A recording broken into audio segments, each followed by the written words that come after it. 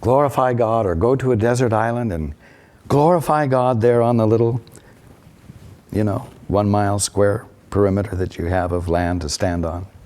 No. Glorifying God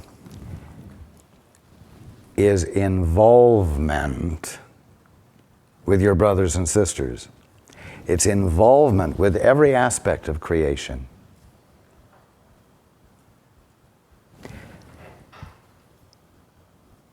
It's extension, not out into the void, but extension to a brother or a sister, to something, to an object of your affection. It's involvement, as we've spoken before.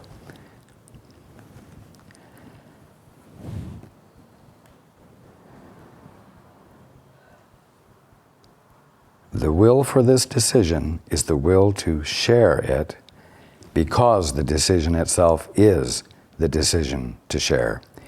It is made by giving, and is therefore the one act of mind that resembles true creation. You understand the role of models in the learning process, and the importance of the models you value and choose to follow in determining what you will to learn. I am your model for decision. By deciding for God, I showed you that this decision can be made and that you can make it. I promised you that the mind that made the decision for me is also in you. Key words there. I promised you that the mind that made the decision for me is also in you.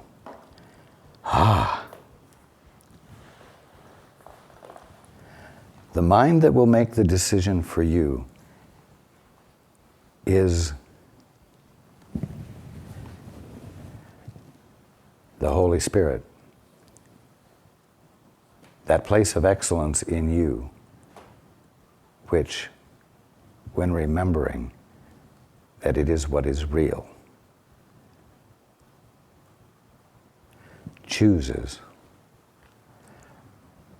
from what I'm going to call that level of clarity, rather than the imaginary sense of self that is nothing but unclarity. It makes the decision. The ego you think you are does not make this decision to wake up. Let's be very clear on that. The decision to wake up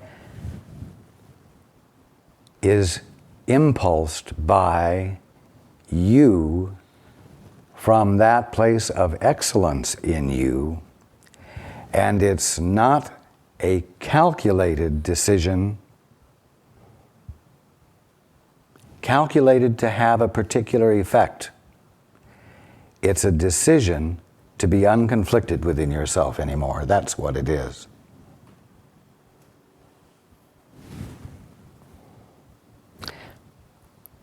Again, I promised you that the mind that made the decision for me is also in you, and that you can let it change you just as it changed me.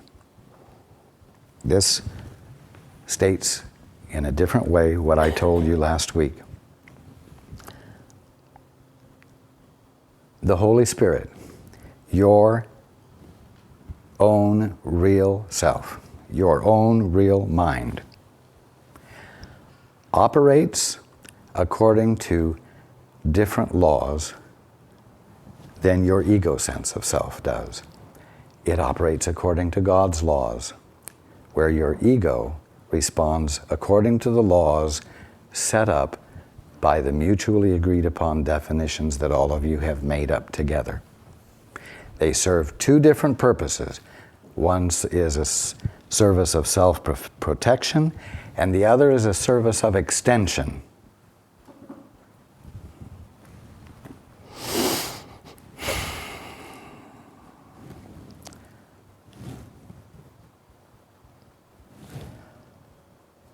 Therefore, as you begin to reach out to the Holy Spirit, even though you now know that it's your own real mind, it is at the beginning going to be exactly like reaching out to something different from you. Something that will require you to yield up your self-trust in favor of.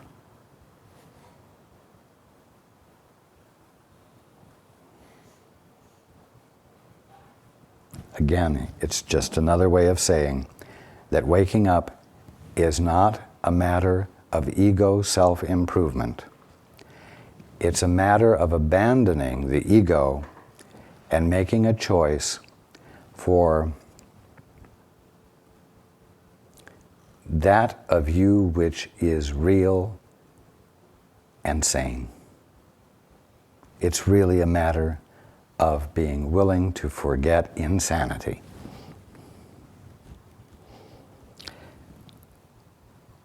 Again, I promised you that the mind that made the decision for me is also in you, and that you can let it change you, just as it changed me. This mind is unequivocal, because it hears only one voice and answers in only one way. You are the light of the world with me. Rest does not come from sleeping, but from waking. Oh, you cannot imagine the joy of the peace and the effortlessness of being infinitely as compared to the effort and strain it has taken you to experience things finitely. Trust me on this. The Holy Spirit is the call to awake and be glad. The world is very tired because it is the idea of weariness. Our task is the joyous one of waking it to the call for God. Everyone will answer the call of the Holy Spirit, or the sonship cannot be as one. What better vocation could there be for any part of the kingdom than to restore it to the perfect integration that can make it whole? So, if you ever wondered what you were here for, now you know.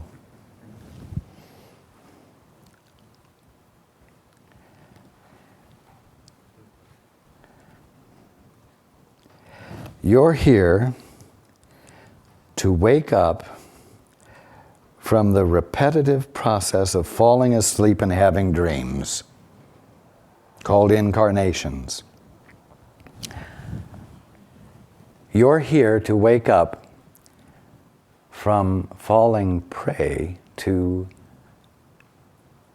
the distraction of looking at the kingdom of heaven through the lens of mutually agreed upon definitions. That's what you're here for. So that you don't have these endlessly repetitious experiences of reality through the distorting lens of false perception.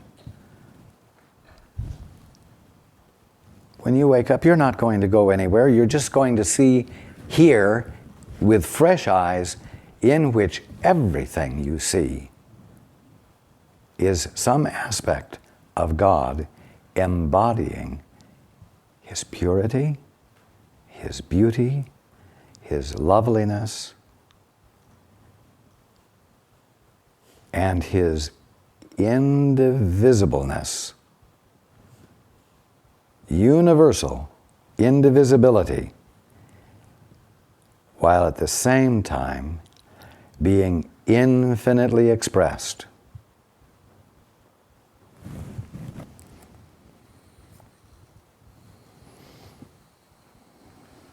continuing, hear only this through the Holy Spirit within you, and teach your brothers to listen as I am teaching you. When you are tempted by the wrong voice, call on me to remind you how to heal by sharing my decision and making it stronger.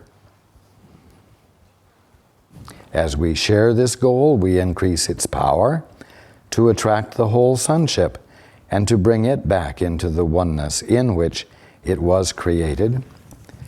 And I'm going to say, and in which it has forever continued to be, even though no one is noticing it because they are distracted by the thrill of independence. Continuing, remember that yoke means join together, and burden means message. Let us reconsider the biblical statement, my yoke is easy and my burden light, in this way. Let us join together, for my message is capital L light.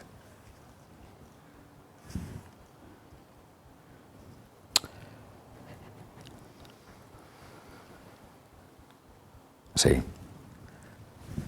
you keep looking for something in the Course to miraculously change your life in the world.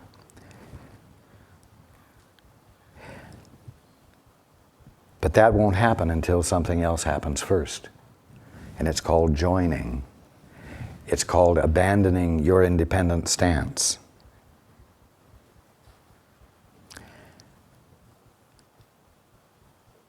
And you know what? It's not possible to join with egos.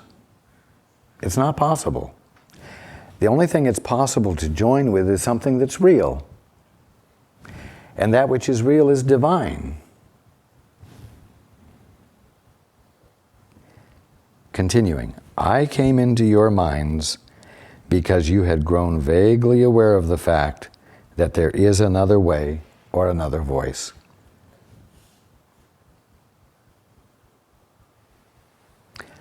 It doesn't matter whether I was saying this to Helen and Bill or not. If you are experiencing me in your mind, it is because you have grown vaguely aware of the fact that there is another way or another voice. Having given this invitation to the Holy Spirit, I could come to provide the model for how to think. This is very important. Psychology has become the study of behavior, but no one denies the basic law that behavior is a response to motivation, and motivation is will. I have enjoined you to behave as I behaved, but we must respond to the same mind to do this. You see? This mind is the Holy Spirit, whose will is for God always. Not for you, not for you. The Holy Spirit's will is for God. God's will is for you. You already are God's will in expression. You are the presence of God embodied. And there's nothing more nor less than the infiniteness of God constituting the presence that you are.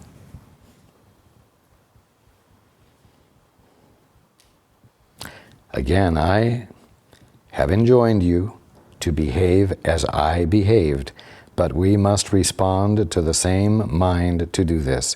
This mind is the Holy Spirit, whose will is for God always. He teaches you how to keep me as the model for your thought and to behave like me as a result. The power of our joint motivation is beyond belief, but not beyond accomplishment. What we can accomplish together has no limits because the call for God is the call to the unlimited. Child of God, brother and sister, I'm inserting that. My message is for you to hear and give away as you answer the Holy Spirit within you. It's a whole shift of being for you. A shift from getting to giving. A shift from self-protection to loving your brother enough to be benign in his experience, and therefore be a demonstration of the fact that fear is not called for, and thereby be an inspiration to him to dare to have the confidence to set aside his conviction that self-protection is essential.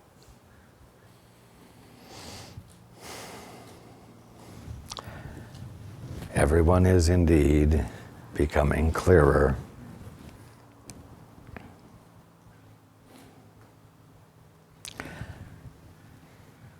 I may not be providing opportunity very frequently for dialogue, for interaction, but our communion, mine with each of you, is very definite and is going on whether you are able to interact on Sunday afternoons. And your increasing clarity is nurtured, you might say fertilized, and protected by me and by your guides.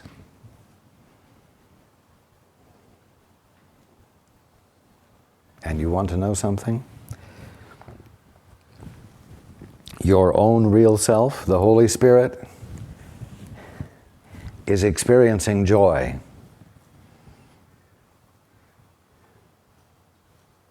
As all of this becomes clearer to you.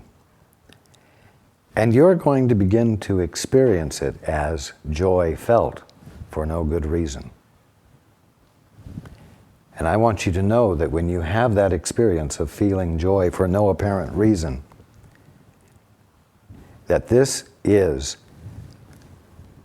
a true experience of your real mind.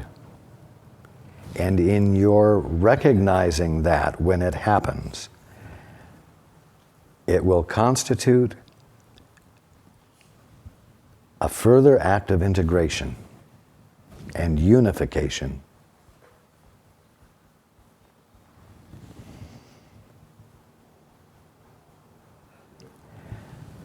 Now, I do not mean to imply by anything I've said today that there is not going to be healing in your world. I am not saying that you should not expect a reversal of financial disaster, or that you should not feel it is important to be healed of a disease. All I'm saying today is that before you tackle healing a disease, before you tackle the correction of a financial disaster, that you make sure that you've done everything you can not to rely upon your ego to do it, and that the means for avoiding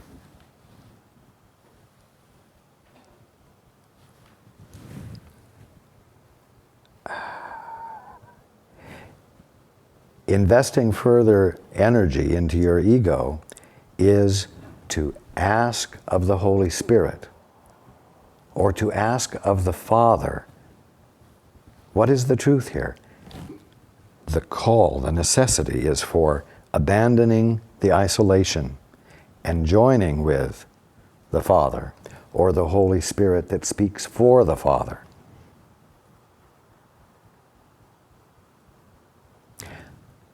So that the healing or the reversal of misfortune cannot ever be attributed to the expression of will on your part. Every single time you think that your expression of will has accomplished something, it has strengthened your faith in the utilization of willpower, which has caused your back to be turned more solidly toward the altar.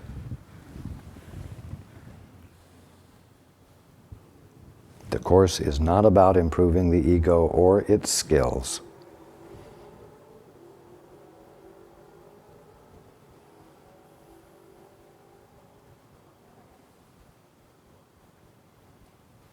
It's really about the divine you coming out of the closet. And you know what? There's no way for you to be outed. No one else can out you, unfortunately or fortunately. So you can feel comforted if you want to, that nobody can demonstrate to anybody else your divinity or your capacity to experience perfect health, perfect harmony, all the abundance you might ever want. No one will ever expose your capacity to be meaningful. Don't worry.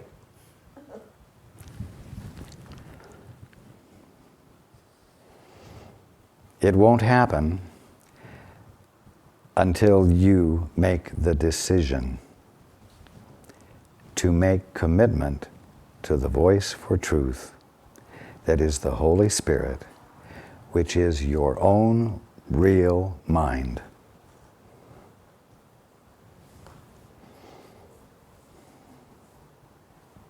I love you all.